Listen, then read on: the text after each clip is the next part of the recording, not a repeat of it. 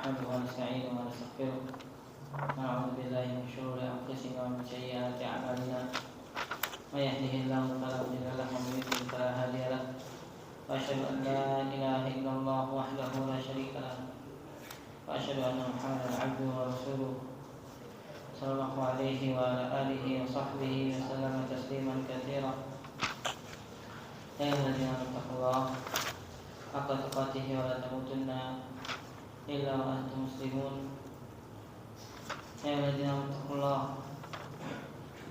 وقولوا قولا سديدا يصلح لكم أعمالكم ويغفر لكم ذنوبكم ومن يطع الله ورسوله فقد فاز فوزا عظيما.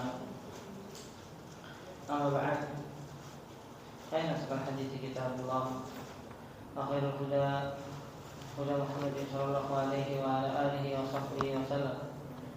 شر الأمور محدثاتها فإن كل محدثة بدعة وكل بدعة ضلالة وكل ضلالة في النار.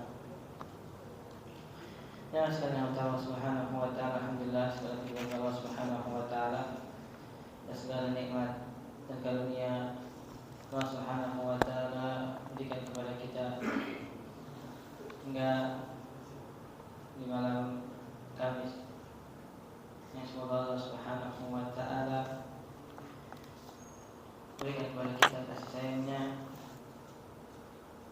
kita bisa melanjutkan kajian kita dari kitab Al-Adabul Mufrad dikarenakan oleh Imam Al-Bukhari rahimahullahu ta'ala.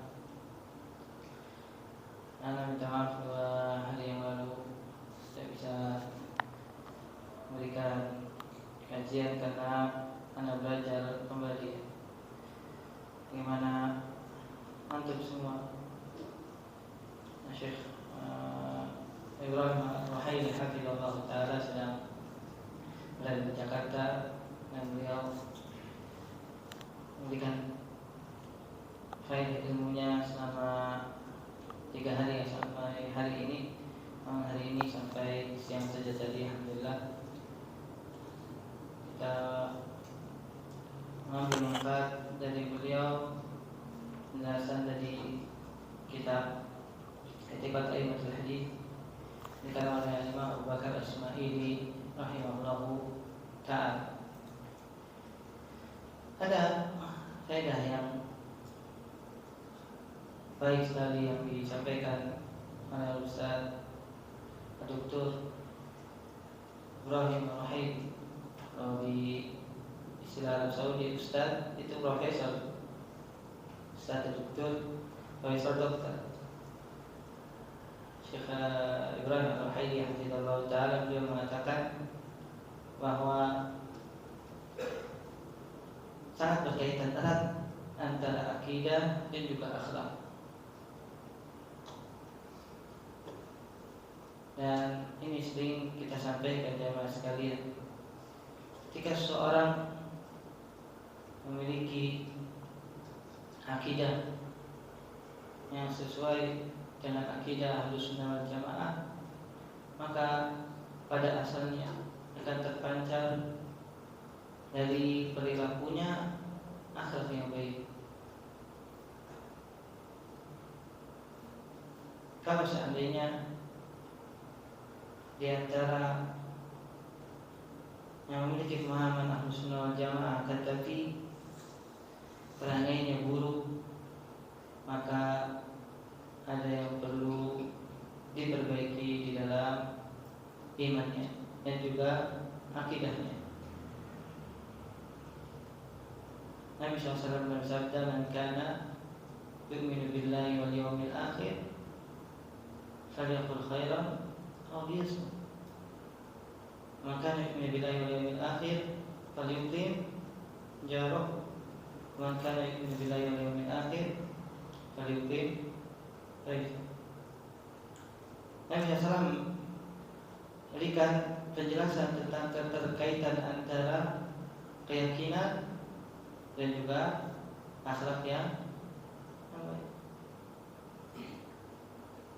Siapa yang beriman kepada Allah dan hari akhir, maka hendaknya dia berbicara atau dia berbicara yang baik atau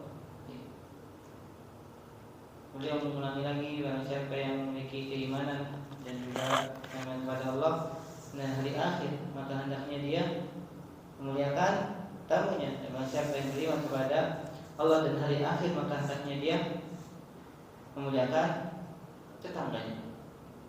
Berarti ada korelasi jemaah sekalian antara akidah, antara keyakinan dan juga amalan perbuatan, yaitu berkaitan dengan akhlak di antaranya.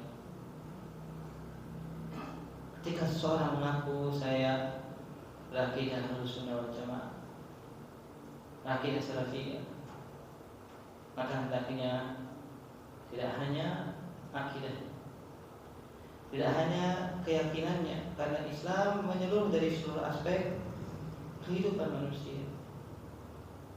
Dan para ulama salaf dahulu sudah mencontohkan, mereka tidak hanya memiliki akidah yang kokoh, keyakinan yang lurus, tapi mereka juga memiliki akhlak yang mulia.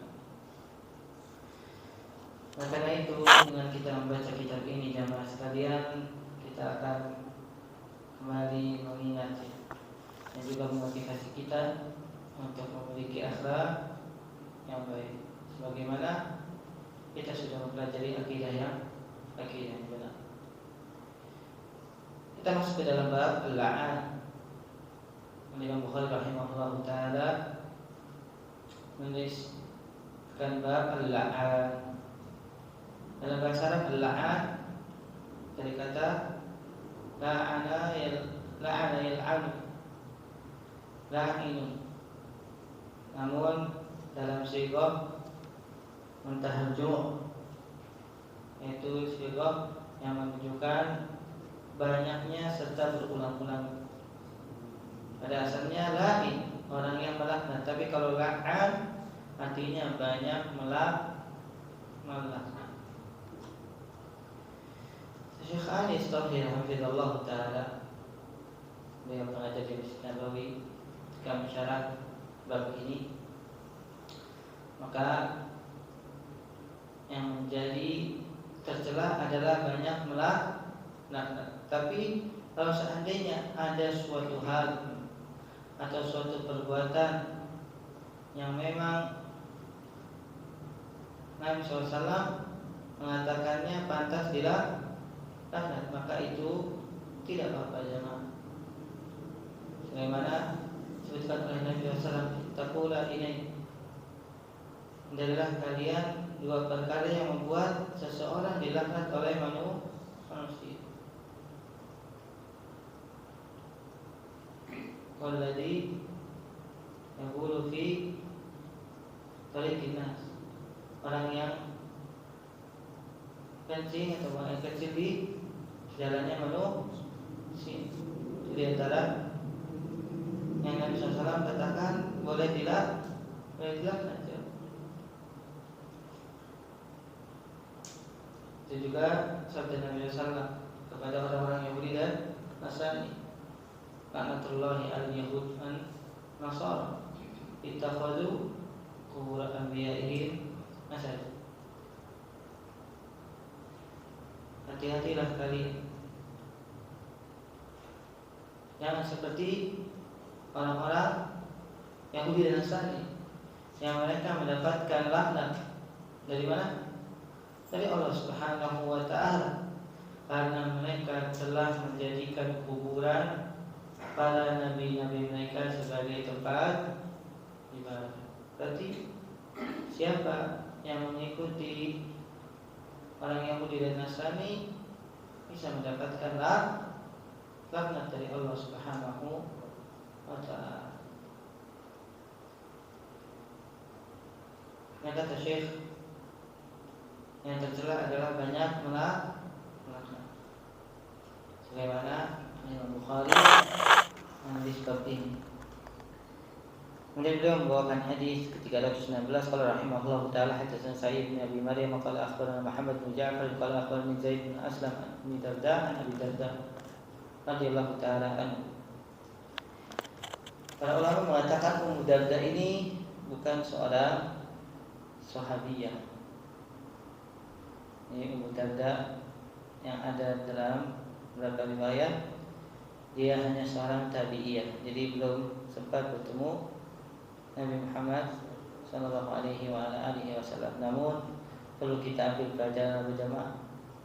Suami dan istri perawi hadis, dan Ummu Darda adalah seorang perawi hadis yang thiqah. Seorang perawi hadis yang thiqah dari kalangan tabi'iyah. Dari Abu Darda radhiyallahu taala anhu,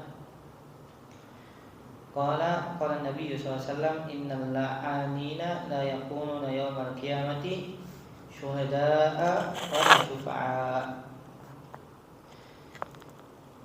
Nah, hadis ini juga diriwayatkan oleh Imam Muslim dalam kitab sahihnya. Jadi kita tidak perlu lagi mempertanyakan tentang sahihannya. Ummu Darda ini adalah as-sughra, ya. Karena Zaid bin Aslam tidak mungkin meriwayatkan kecuali dari Ummu Darda as-sughra. Itu Ummu Darda yang berasal dari yang merupakan generasi tabi'iyah. Ummu Darda rahimahullah. Nabi SAW pernah bersabda, sesungguhnya orang yang banyak melaknat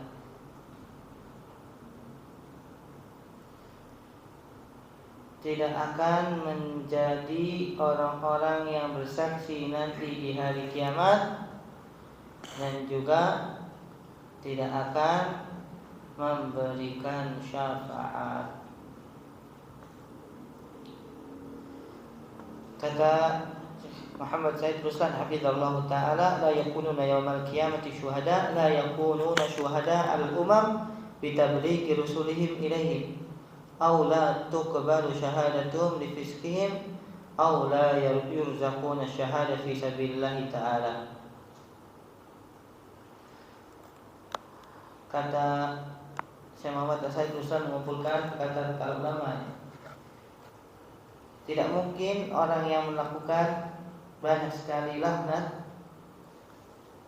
nanti di hari kiamat menjadi saksi bahwa Rasul yang diutus kepada umat manusia telah menyampaikan risalah. Dan makna yang kedua, syahadat mereka atau kesaksian mereka tidak diterima disebabkan kefasikan mereka. Dan makna yang ketiga, kata Syekh Anis Thahir, ini agak terlalu jauh, walaupun disebutkan oleh salah seorang ulama, oleh salah Imam Nawawi, yang menyebutkan perkataan ini, yaitu mereka dalam syarahnya Sahih Muslim, mereka tidak akan mendapatkan predikat syahid di jalan Allah Subhanahu wa ta'ala. Adapun syafaat kita sudah mengetahui. Syafaat adalah memintakan kepada Allah Subhanahu wa ta'ala agar Allah mengampuni seseorang atau mengeluarkan seseorang yang sudah berada di neraka, untuk keluar dari neraka. Maka orang yang banyak melaknat jamaah sekalian, mereka tidak akan mendapatkan keutamaan menjadi pemberi syafaat. Dan kita sudah pernah mengetahui, ya, seorang tidak akan mendapatkan syafaat kecuali dengan dua syarat. Syarat pertama, idzullahi lisyafi, izinnya Allah Subhanahu wa ta'ala kepada pemberi syafaat. Kalau Allah tidak mengizinkan, maka syafaatnya tidak bermanfaat. Yang kedua, ridallahi 'anil masyfu'i lahu, keridhaan Allah Subhanahu wa ta'ala kepada orang yang akan diberikan syafaat. Kalau seandainya syarat yang pertama tidak terpenuhi, maka tidak mungkin yang akan diberi syafaat mendapatkan syafaat. Maka ini adalah ancaman yang besar jemaah sekalian. Karena itu, faedah yang pertama yang kita bisa ambil dari hadis ini adalah az-zajru 'anil la'ni. Hendaknya berhati-hati dari melaknat. Karena kita sudah mengetahui seorang yang melaknat adalah orang yang berdoa agar orang yang dilaknat dijauhkan dari rahmat Allah Subhanahu wa ta'ala. Sedangkan pada asalnya seorang yang beriman itu mendapatkan rahmat ya pada asalnya, karena dia telah mengucapkan syahadat la ilaha illallah. Asal atau pokok dari mendapatkan rahmat diantaranya adalah dia seorang muslim. Maka ketika seseorang mendoakan laknat kepada saudara yang muslim, dia telah mendoakan keburukan kepada saudaranya agar Allah tidak merahmati. Nah, ini merupakan perkara yang besar. Dari hadis ini kita bisa mengambil pelajaran juga bahwasanya orang-orang yang suka melaknat tidak akan menjadi pemberi syafaat dan juga tidak akan menjadi orang-orang yang akan bersaksi tentang para rasul yang telah menyampaikan risalah.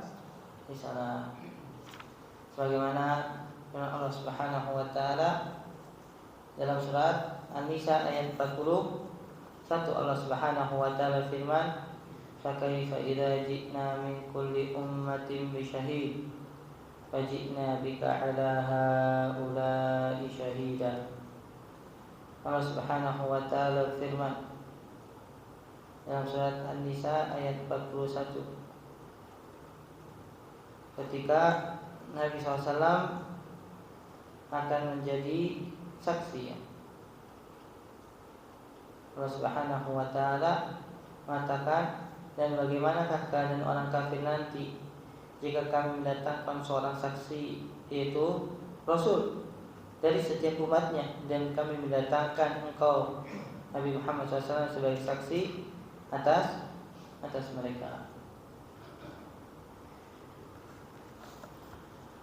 Nabi SAW pada bersabda, "Yaji'un Nabi wa ma'ahu rajulan, yaji'un Nabi wa ma'ahu thalatha wa aktsar min dzalika wa aqall, fayuqalu lahu hal ballagta qaumak, fayaqulu na'am, fayud'a qaumu, fayuqalu lahu hal ballagakum hadza, fayaquluna la, fayuqalu man syahida lah, fayaqulu Muhammadun wa ummatuhu, fatud'a ummatu Muhammadin, fayuqalu hal ballagaka hadza, fayaquluna na'am, fayaqulu wa ma ilmukum bihadza, fayaquluna akhbarana nabiyyuna bidzalik anna ar-rusula qad ballagu fasaddaqnahu, fadzalikum qauluhu ta'ala wa kadzalika ja'alnakum ummatan wasatan litakunu syuhada'a 'alan nas wa yakuna ar-rasulu 'alaikum syahida.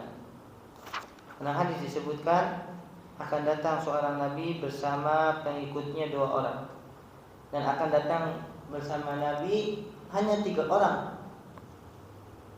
Akan ada juga yang lebih banyak dari 3 orang atau lebih sedikit. Maka dikatakan kepada nabi tersebut, apakah engkau telah menyampaikan kepada kaummu?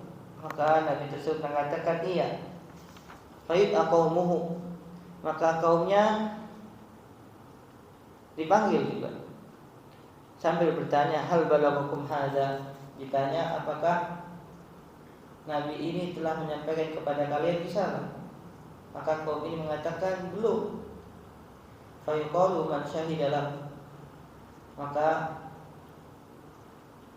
dikatakan kepada mereka, siapa yang memberikan saksi kepada kalian? maka Nabi tersebut mengatakan Muhammadun wa ummatuhu. Kalau seandainya kaum Nabi tersebut berdusta, maka Muhammad dan umatnya yang akan memberikan saksi kepada Nabi tersebut. Fatud'a ummatu Muhammadin sallallahu alaihi wasallam, maka dipanggillah umat Nabi Muhammad. Fayuqalu hal balagha hadza, apakah Nabi ini telah menyampaikan seluruh risalah? Fayaquluna na'am, maka umat Nabi Muhammad mengatakan iya. Dan orang-orang yang banyak melaknat tidak termasuk dalam hadis ini. Fayaquluna wa ma ilmukum bihadza, apa yang menjadikan kalian bisa menjawab hal tersebut ya? Dari mana ilmu tersebut? Fayaquluna akhbarana nabiyyuna bidzalik, kami telah dikabarkan oleh nabi kami, yaitu siapa? Rasulullah SAW. Anna rusula qad ballagu fasaddaqna, bahwasanya seluruh rasul telah menyampaikan apa yang menjadi wajib bagi mereka untuk disampaikan. Fasaddaqna, dan kami mempercayainya. Jadi ini merupakan sebuah keutamaan, bahwasanya umat Nabi Muhammad SAW yang akan menjadi saksi dari seluruh para umat yang Allah Subhanahu wa taala utus menjadi nabi. Dan orang-orang yang suka melaknat tidak masuk dalam hadis ini. Dari hadis ini juga kita bisa mengambil pelajaran jamaah sekalian, adzamu fil hadis innama huwa liman yukthirul lakna la limabratin aw nahwiha. Hadis ini akan mengancam atau memberikan cap keburukan bagi yang sering melaknat. Adapun bagi yang melaknat hanya sekali atau karena ada alasan sebagaimana yang disebutkan oleh Nabi SAW, maka tidak termasuk dalam hadis ini. Fa innahu la yaslamu min dzalika illa al-ma'sum sallallahu alaihi wa alihi wasallam. Begitu juga wa yakhruju minal la'ni al-mazlum la'nul mubah kala'nil zalimi, dan tidak dimasukkan dalam hadis ini mereka yang melaknat dengan laknat yang mubah, seperti melaknat orang-orang yang zalim. Disebutkan dalam hadis, dan hadisnya insyaallah hadisnya hasan, yang disebutkan oleh Syekh Anis Tahir hafizallahu taala dalam beliau ketika membaca hadis ini, kata beliau, di antara yang boleh dilaknat adalah para wanita yang berpakaian tapi telanjang jauh. Itu boleh dilaknat. Nah, mereka telah melanggar apa yang Allah Subhanahu wa taala perintahkan, maka tidak termasuk ke dalam hadis ini. Atau wa ahli kitab, atau melaknat ahli kitab, karena mereka sudah dilaknat oleh Allah Subhanahu wa taala.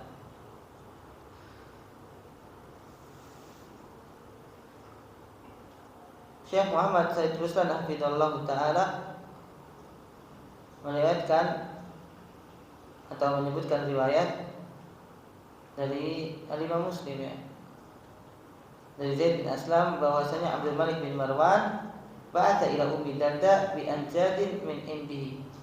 Falamma an kana dzata lailatin qama Abdul Malik min al-lail fada'a khadimahu faka'annahu abta'a alayhi fala'an. Falamma asbaha qalat lahu Ummu Darda sami'tu Aba Darda yaqul qala Rasulullah sallallahu alaihi wasallam la yakunu la'anuna syufa'a wa la syuhada'a yaumal qiyamah. Dalam riwayat yang lain disebutkan Zaid bin Aslam bahwasanya Abdul Malik bin Marwan adalah salah seorang khalifah. Abdul Malik bin Marwan pernah mengirimkan kepada Ummu Darda anjad. Anjad ini adalah beberapa perabotan rumah ya. Jadi Abdul Malik bin Marwan memberikan hadiah kepada Ummu Darda. Maka ketika suatu malam Abdul Malik bin Marwan meminta kepada budaknya atau pelayannya untuk diambilkan sesuatu. Akan tapi budaknya lama jemaah geraknya. Maka Abdul Malik bin Marwan melaknat budaknya tersebut atau pembantu tersebut. Ketika di pagi hari terdengar oleh Ummu Darda, maka Ummu Darda mengingatkan Abdul Malik bin Marwan, "Sami'tu Abu Darda yaqul qala Rasulullah sallallahu alaihi wasallam." Aku mendengar Abu Darda berkata bahwasanya Nabi SAW bersabda, hadis yang kita bahas. Kita ambil faedah ya dari yang didapatkan riwayat ini, bahwasanya di zaman mereka para ulama salaf, mereka tidak pernah gentar dan tidak pernah merasa lemah, merasa takut di hadapan penguasa. Selama nasihatnya benar dan langsung kemana jemaah? Langsung di depannya. Bukan seperti zaman sekarang pengacut. Hanya berdirinya di mana? Di depan manusia, di atas mimbar atau di media sosial. Ketika datang, ternyata mulutnya apa jemaah? Keluh. Dari zaman dahulu mereka sampaikan kebenaran walaupun di hadapannya adalah seorang penguasa. Karena kata Nabi SAW, di antara sebesar jihad apa? Qaul haq indah sultanin jahil. Perkataan yang benar di hadapan pemimpin yang zalim. Ummu Darda tidak melihat di hadapannya siapa? Khalifah. Selama khalifah itu salah dan ada di hadapannya, maka Ummu Darda menasihati. Bayangkan seorang wanita. Dari asal ini juga kita bisa ambil faedah jamaah bahwasanya mereka menasihatinya dengan hadis. Jadi nggak perlu banyak bicara jamaah, langsung dikasih hadis. Karena mereka mengetahui tentang hadisnya. Namun kita karena nggak belajar, akhirnya banyak bicaranya, tidak ada keberkahan. Yang ketiga, kita bisa ambil pelajaran bahwasanya para pemimpin dahulu juga di kalangan ulama awal-awal zaman tabi'in, para khalifahnya, saat diingatkan dengan hadis mereka mengambil pelajaran. Yang antaranya Abdul Malik bin Marwan, saat dinasihati beliau rahimahullah taala termasuk khalifah yang mudah dan lunak hatinya saat diberikan nasihat, terutama nasihat dari ayat dan juga hadis-hadis Nabi Sallallahu Alaihi Wasallam.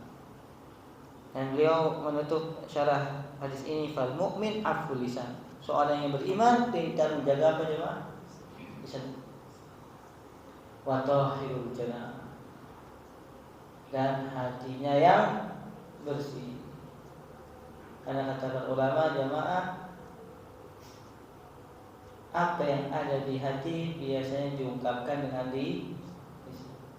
Kalau seorang pintar memilih kata, seseorang ketika mengucapkan sesuatu dia berhati-hati, maka itu tanda dalam hatinya ada Mana jamaah? Beda dengan hatinya yang rusak atau hatinya yang sakit. Yang keluar apa jamaah? Bisa jadi kebun binatang. Benar kan? Bisa jadi apa? Kalau bahasa kita bahasanya preman. Bisa jadi juga yang keluar comberan misalnya. Kata-kata yang Allah musta'an. Kata Imam Bukhari rahimahullah taala, qala hadatsana Abdul bin Abdullah qala hadatsana Sulaim bin Bilal an al-Ala an Abi Hurairah radhiyallahu anhu. Qala Nabi sallallahu alaihi wasallam la yanbaghi lis-siddiqi an yakuna la'ana. Imam Bukhari rahimahullah taala meriwayatkan dari gurunya Abdul Aziz bin Abdullah, dari Sulaiman bin Bilal, dari Ala bin Abdurrahman, ya, dari bapaknya yaitu Abdurrahman, dari Abu Hurairah radhiyallahu anhu berkata bahwasanya Rasulullah SAW bersabda, "La yang bagi siddiq, tidak pantas untuk seorang yang digelari atau memiliki sifat as-siddiq, itu seorang yang banyak melaknat." Kata Syekh Muhammad Said Ruslan hafizallahu taala, maksudnya siddiq ini secara umum adalah orang-orang yang beriman, sebagaimana dalam surat Al-Hadid ayat 19, walladzina amanu billahi wa rusulihi ulaika humus siddiq. Orang-orang yang beriman kepada Allah dan kepada rasul-rasulnya, mereka lah orang-orang yang siddiq. Ini kalau seandainya secara umum, ya, seorang yang beriman tidak banyak melaknat. Wala yunafi wasfahu bisiddiqiyah idza nadura minhu wa qalla la'an, li'anna al-murada man kana sya'nuhu al-ikthar min al-la'an fahadha huwa alladhi yunha anhu, wa amma salamatu min dhalika mutlaqan fala yaslamu minhu illa man asamahu Allah. Dan tidak menghilangkan sifat as-siddiq jika seseorang hanya jarang atau sedikit dalam melaknat. Berbeda kalau seandainya dia sering melaknat, karena dalam hadis la'ana dalam sigah muntahal jum menunjukkan banyak sekali dia melaknat. Kalau sesekali maka tidak mengurangi sifat seorang yang beriman.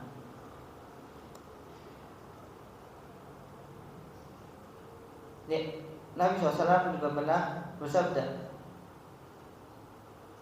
al-la'anun wasiddiqun kalla wa rabbil Ka'bah. Maksudnya tidak akan berkumpul orang yang banyak melaknat dengan orang yang beriman, yaitu para siddiqin. Tidak akan bercampur, ya. Kalla wa rabbil Ka'bah, sekali-kali tidak, demi Tuhan pemilik Ka'bah. Dari hadis ini kita bisa mengambil pelajaran jamaah sekalian, bahwasanya tentang larangan bagi orang yang banyak melaknat adalah larangan yang besar di sisi Allah Subhanahu wa taala. Sebabkan derajat orang-orang yang siddiq, orang-orang yang beriman, karena derajatnya setelah para nabi, ya, sebagaimana disebutkan dalam ayat, ulaika alladzina an'amallahu 'alaihim minan nabiyyina was-siddiqin wasyuhada'i was-shalihin. Mereka lah orang-orang yang mendapatkan nikmat dari para anbiya, para nabi dan rasul yang Allah Subhanahu wa taala curahkan kepada mereka. Kemudian siapa? As-siddiq, orang-orang yang membenarkan. Maka di antara sifat siddiq adalah tidak banyak melaknat. Nah, satu lagi hadisnya jemaah, masuk ke sisa belum? Berapa menit lagi? Hadis yang ketiga dalam bab ini, qala rahimahullah taala hadatsana Muhammad bin Yusuf Qala hadatsana Sufyan anil A'mash an Abi Dzabyan an Hudzaifah radhiyallahu an qala ma tara ana qaumun qat illa hukka alaihimul la'nah. Imam Bukhari rahimahullah taala meriwayatkan dari gurunya Muhammad bin Yusuf dari Sufyan. Kalau Muhammad bin Yusuf maka tidak lain Sufyan di sini adalah Sufyan Ats-Tsauri. Dari A'mash Sulaiman ibn Mihran dari Abi Dzabyan dari Hudzaifah radhiyallahu taala anhu. Berarti ini adalah derajat hadis yang mauquf ya, sampai kepada perkataan Hudzaifah. Kata Hudzaifah radhiyallahu taala anhu, tidaklah suatu kaum di dalamnya orang-orang saling melaknat, maka kecuali Allah akan menurunkan kepada mereka laknat, atau pantas bagi Allah memberikan kepada kaum tersebut laknat.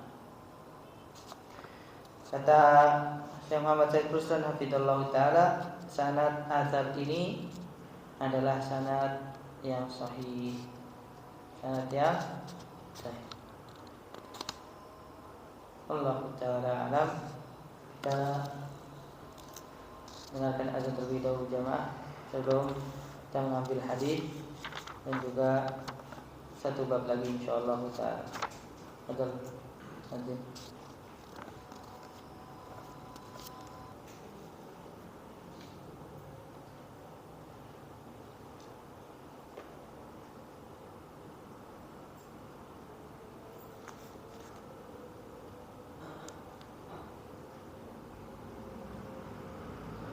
Alhamdulillah wassalatu wassalamu ala nabiyina Muhammadin wa ala alihi washabihi tabi'in bi ihsan ila yaumil wa ba'd.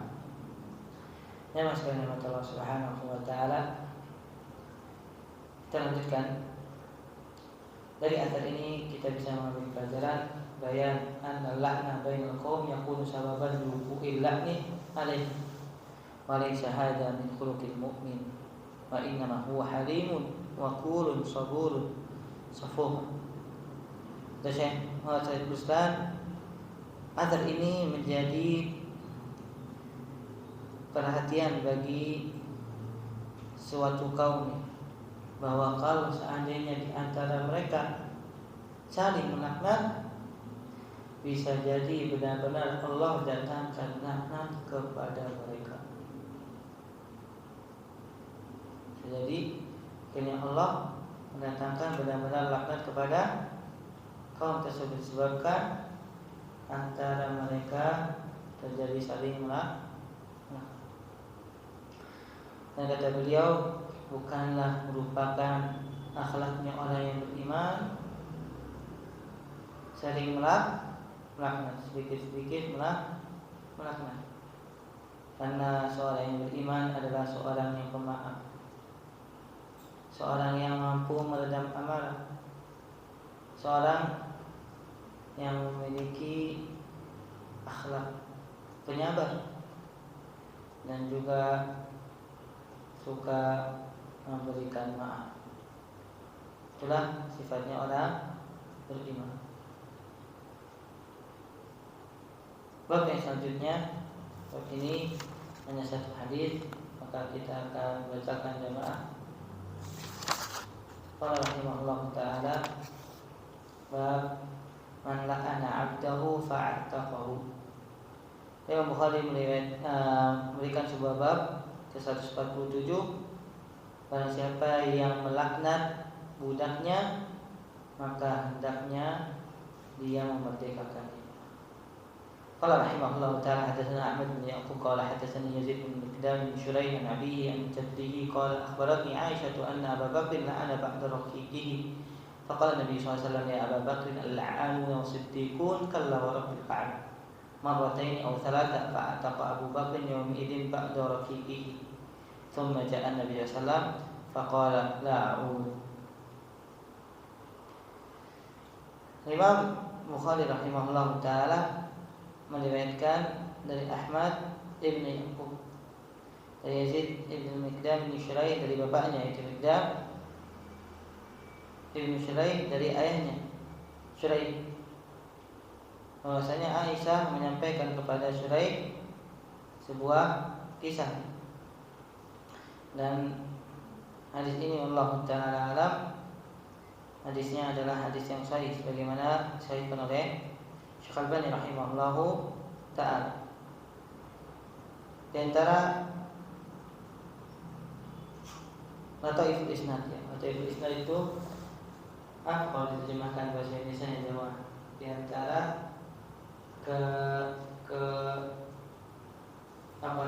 keutamaan ya, bukan keutamaan sebenarnya, yang menjadi pembeda dari sanad-sanad yang lain adalah periwayatan cucu, ayah dan kakek, yaitu riwayat Al-Hafidh an abihi an jaddi. Ini yang Masya Allah ya. Jadi cucu, anak dan kakek itu termasuk perawi hadis. Kalau yang sebelumnya yang kita baca istri dengan suami saling meriwayatkan hadis. Kalau ini cucunya, kemudian anaknya, kemudian sang ayah ini, Masya Allah, semuanya meriwayatkan hadis. Dan di antara riwayat yang sahih adalah Yazid bin Miqdam ibn Syuraih, ayahnya dan kakeknya semuanya insya Allah seorang yang fiqh. Makanya hadis ini Allah Ta'ala dalam hadis yang sahih. Bahwasanya Abu Bakar radhiyallahu ta'ala anhu pernah melaknat sebagian budak-budaknya. Maka terdengar oleh Nabi SAW, wahai Abu Bakar, al-la'anuna was-siddiqun, apakah orang-orang yang melaknat bersama dengan orang-orang yang siddiq? Nabi seperti mengingkari. Kalla wa rabbil Ka'bah, sekali-kali tidak akan bergabung atau tidak akan menyatu antara sifat sering melaknat dengan sifat orang yang siddiq. Bahkan Nabi menyebutkannya sampai 3 kali. Faqala marrataini aw thalatha. Ya Abu Bakr la'anuna was-siddiqun kalla wa rabbil Ka'bah. Mendengar apa yang disabdakan oleh Nabi SAW, maka Abu Bakar radhiyallahu ta'ala anhu jamaah langsung saat itu juga saat itu juga membebaskan budak, sebagian budak. Kemudian datang kepada Nabi Shallallahu Alaihi Wasallam mengatakan, aku tidak akan mengulangi. Pelajaran yang sangat indah jemaah. Bagaimana seorang sahabat yang mulia Abu Bakar, dan Abu Bakar adalah orang yang sudah dijamin masuk surga. Ketika melakukan sebuah kesalahan, beliau berusaha langsung menebus.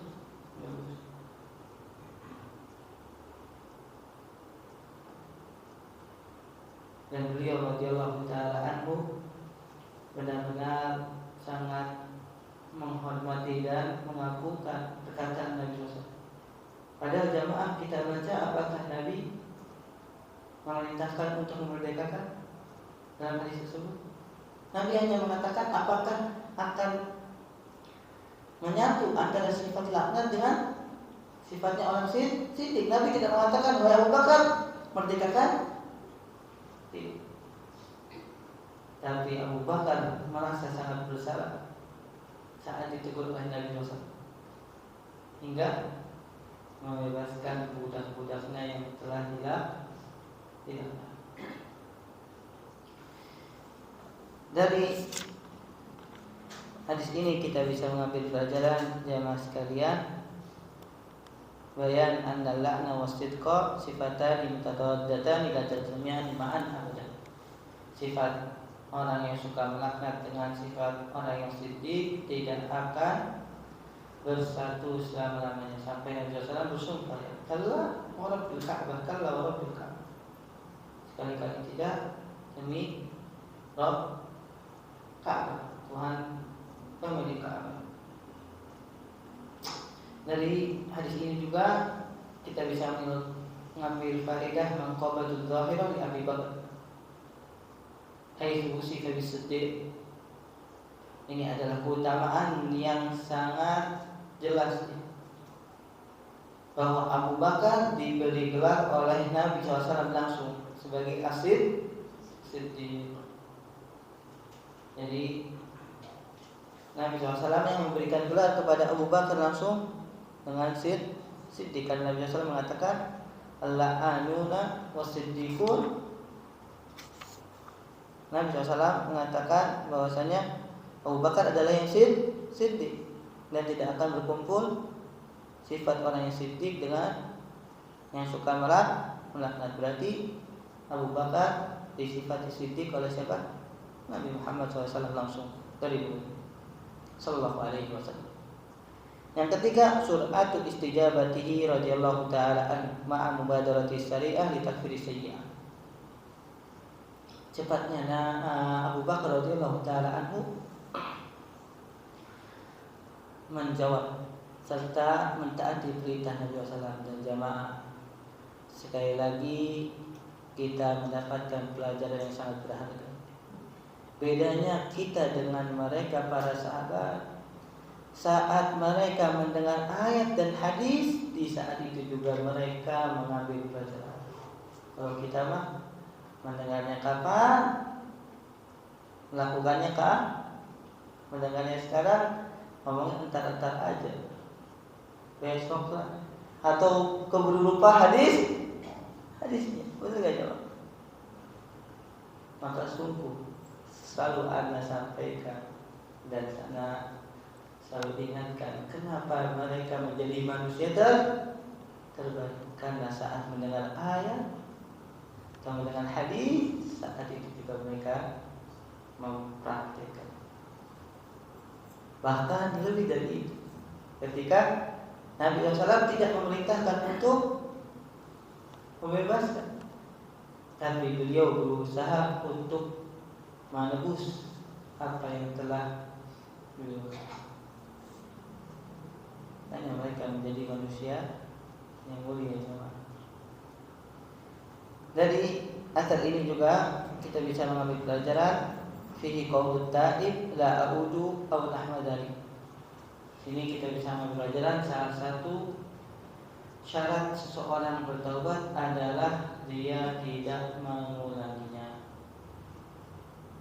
Dia tidak mengulangi. Sebagian perkataan Abu Bakar, la, aku tidak akan mengulanginya kembali. Kemudian di antara faedahnya bayan anna sahabah aisu maksumina min al-khata'.